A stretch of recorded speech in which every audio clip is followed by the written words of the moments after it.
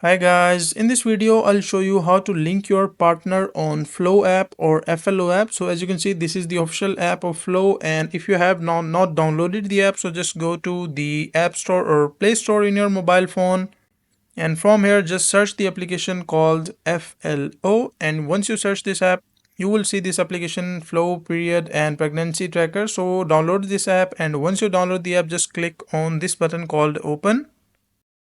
And once you open this app you will see an interface like this. So just complete the process of login, and once you log in, so from here I will choose, as I'm using free plan, so let's just cancel it. And from here, as you can see, this is like the dashboard of the application, the home section.